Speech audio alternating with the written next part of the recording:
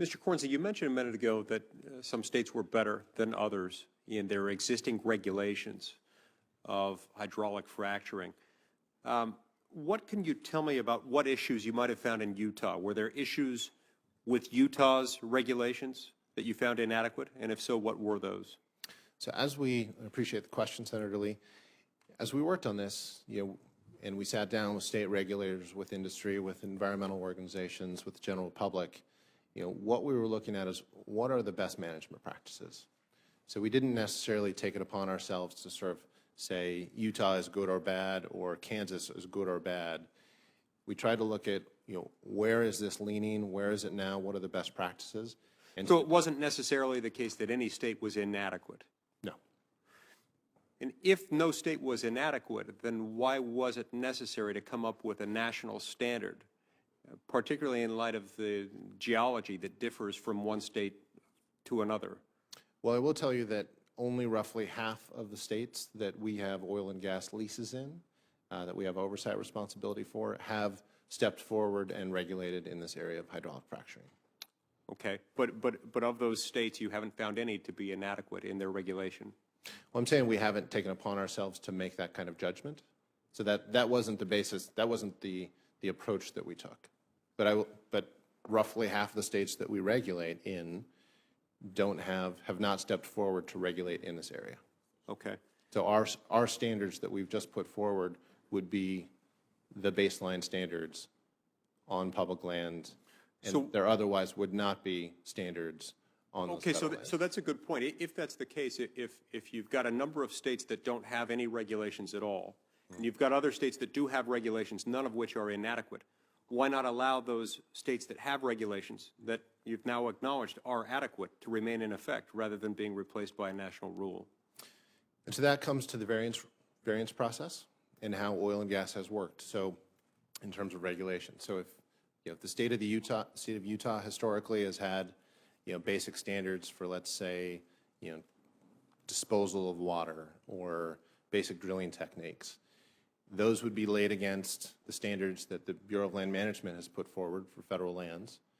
And they would say, our regulators would work together in the field and they say, which standard is higher, more restrictive, and that standard would apply. So if Utah had exceeded BLM standards in a certain area, we would be following Utah standards on public lands. Won't this inevitably extend the period of time that it takes to get regulatory approval, given that the rule contemplates a need to either get this approval from BLM as part of the APD process or outside the process separately? Now, in my state, in Utah, it already takes about 200 days to get an APD approved. Do you think it's reasonable to expect the BLM field staff to take on this added responsibility of approving these fracking permits and to not expect additional delays in the process?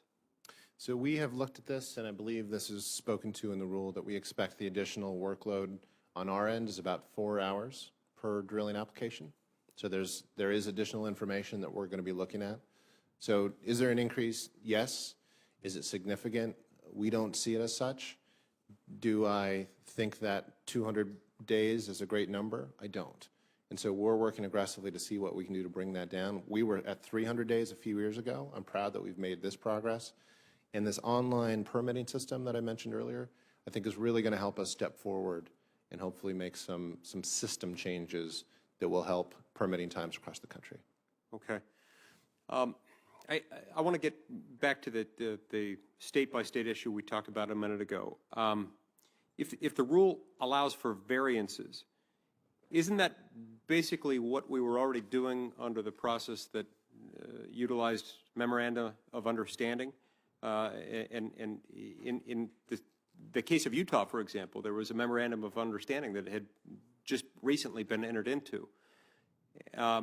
So in light of that, why not just respect the MOU? Why not just honor the MOU and allow that to stand? So the MOUs are very helpful and important, and it was mentioned earlier in another witness's testimony about what these are. And I'll tell you, we have been reaching out to states sort of since I got involved in the Bureau of Land Management's oil and gas program. the efficiencies that are possible through these MOUs, making sure that, let's say, for instance, in a big state like yours, that there's one state well, down by Kanab, but we have 100. And vice versa, up in Box Elder County, we've got 2 and you guys have got 50. We can sort of have resource sharing and workload sharing that can make a big difference. And so that's the point of some of the MOUs, but also we can use those MOUs to codify an understanding of what kind of variances might be allowable between state rules and federal rules. So we've had these conversations. So the MOU you spoke to is partially focused on efficiency of working together. But the MOUs we're talking about today in the context of a variance would be more specific to these rules. So because we now have a rule, that's what prompts the conversation and hopefully the updating of that rule or that MOU. Okay, thank you for your answers. I appreciate your testimony and your hard work on this, but my time's expired. I do want to state for the record, I've got concerns. This appears to me to be something that could well be a solution in search of a problem.